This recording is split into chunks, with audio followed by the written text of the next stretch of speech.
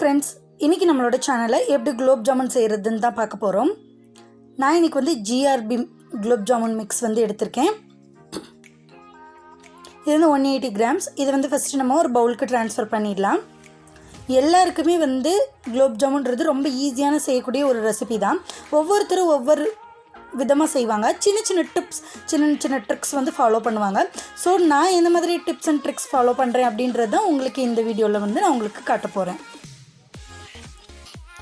So first வந்து ட்ரையாக இருக்கிற ஃப்ளாரை வந்து நல்லா இப்படி வந்து உதிர்த்து விட்டுக்கலாம். ஸோ அதில் வந்து க்ரம்பிள்ஸ் இருக்கும், அதெல்லாம் வந்து நல்லா உடச்சி விட்டுக்கலாம். அதுக்கப்புறமா கொஞ்சம் கொஞ்சமாக தண்ணி தெளித்து நம்ம வந்து இந்த மாவை வந்து பிசைஞ்சிக்கலாம். சப்பாத்தி மாவு பிசைகிற மாதிரி பிசைஞ்சிக்கணும். தண்ணி வந்து அப்படியே ஃபுல்லாகவே ஊற்றிடாதீங்க. கொஞ்சம் கொஞ்சமாக தெளித்து எவ்வளோ தேவைப்படுதோ அதை பார்த்துட்டு நீங்கள் வந்து பிசைஞ்சிக்கோங்க.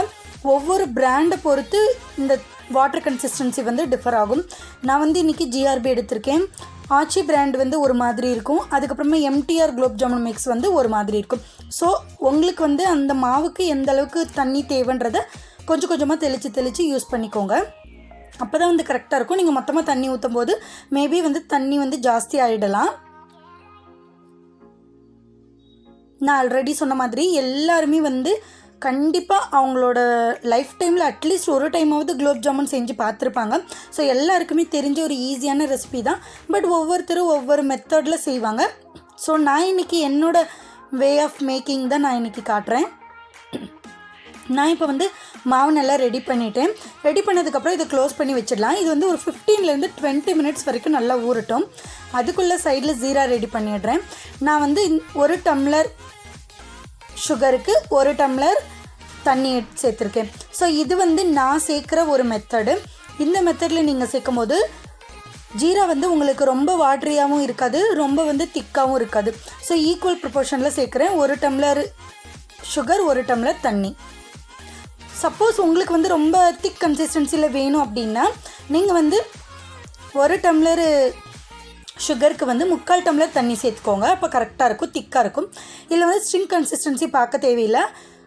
1 கம்பி பதம் 2 கம்பி பதம் அதெல்லாம் தேவையில்லை. கொஞ்சம் வந்து திக்காகிட்டால் போதும் ஜீரா. நம்ம வந்து ஃப்ளேம் ஆஃப் பண்ணிடலாம். இப்போ வந்து நல்லா கொதிக்குது பாருங்கள். இந்த ஸ்டேஜில் வந்து நான் ஒரு 3 ஏலக்காய் மட்டும் தட்டி சேர்த்துக்கிறேன். இது வந்து ஃப்ளேவர் நல்லாயிருக்கும். ஏலக்காய் சேர்த்த உடனே வந்து ஃப்ளேம் ஆஃப் பண்ணிவிடுங்க. இப்போ நமக்கு ஒரு 15 நிமிஷம் போல் நல்லா வந்து ஊறிடுச்சு. இதுக்கப்புறமா நம்ம வந்து உங்களுக்கு எந்த சைஸ்க்கு வந்து பால்ஸ் தேவையோ அந்த அளவுக்கு வந்து நீங்கள் உருட்டிக்கலாம், சைஸ்க்கு ஏற்ற மாதிரி. நான் வந்து இந்த சைஸ்க்கு வந்து பால்ஸ் வந்து நல்லா உருட்டிக்கிறேன். இப்போ இந்த மாதிரி பால்ஸ் வந்து உருட்டும் போது எனக்கு வந்து கொஞ்சம் லைட்டாக உடஞ்சி வருது அப்படின்னா கொஞ்சமாக ஆயில் சேர்த்துக்கலாம். நார்மல் கடலை எண்ணெய் வந்து 1 டீஸ்பூன் அளவுக்கு சேர்த்துட்டு நீங்கள் வந்து பால்ஸ் வந்து பிடிச்சிங்கன்னா நல்லா வந்து பால்ஸ் ரவுண்டாக வரும்.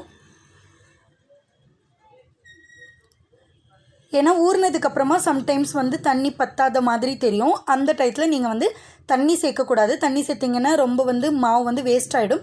ஸோ அதுக்காக நீங்கள் என்ன பண்ணிக்கோங்க அப்படின்னா எண்ணெய் சேர்த்துக்கோங்க. இது வந்து ஒரு டிப். ஆயில் சேர்க்கும்போது பால்ஸ் வந்து ரவுண்டாக வரும். அட் த சேம் டைம் வந்து குக்காய் வந்ததுக்கப்புறமா வந்து டேஸ்ட் நல்லாயிருக்கும். கொஞ்சம் கிறிஸ்பி, அதாவது வெளியில் வந்து கிறிஸ்பியாக தெரியும் உடனே சாப்பிடும்போது. நல்லா ஊற வந்து இன்னும் நல்லா டேஸ்ட் கொடுக்கும், சாஃப்டாகும். ஸோ இந்த மாதிரி நான் எல்லா பால்ஸையும் வந்து உருட்டி வச்சுட்டேன். பாருங்கள் பால்ஸ் எப்படி இருக்குன்னு. சப்போஸ் பால் வந்து டேமேஜ் ஆகிருக்க மாதிரி இருக்குது அப்படின்னா இன்னும் கொஞ்சமாக கையில் ஆயில் அப்ளை பண்ணிவிட்டு திருப்பி ஒரு டைம் உருட்டினிங்கன்னா சரியாக போகும். இப்போ வந்து இது ஒரு 10 மினிட்ஸ்க்கு மேலே நல்லா வந்து ஆறிடுச்சு. பாருங்கள் கொஞ்சம் திக்காகிடுச்சு. இன்னொரு பர்னரில் வந்து நான் வந்து பொரிக்கிறதுக்காக ஆயில் வந்து சேர்த்துருக்கேன். மீடியம் ஃப்ளேமுக்கும் லோ ஃப்ளேமுக்கும் இடையில இருக்கிற ஒரு ஃப்ளேமில் வந்து நீங்கள் வச்சுக்கோங்க ஸ்டவ்வை. மீடியம் ஃப்ளேம்லேயும் வேண்டாம், லோ ஃப்ளேம்லேயும் வேண்டாம். அப்போ தான் வந்து கறி பிடிக்காது. கொஞ்சம் நல்லா உடையாமல் வந்து பால்ஸ் வந்து பொரிஞ்சு வந்துடும். ஹை ஃப்ளேமில் வச்சிங்கன்னா பால்ஸ் வந்து நல்லா டக்குன்னு வந்து குக்கான மாதிரி தெரியும் வெளியில், பட் உள்ளே வந்து வேகாத மாதிரியே இருக்கும்.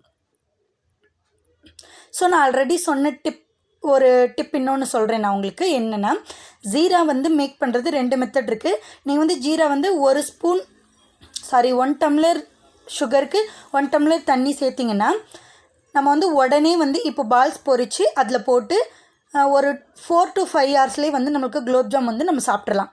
ஈஸியாக வந்து ஊறிடும். பட் ஜீரா வந்து திக் கன்சிஸ்டன்சி இருக்காது. இன்னொரு மெத்தட் இருக்குது.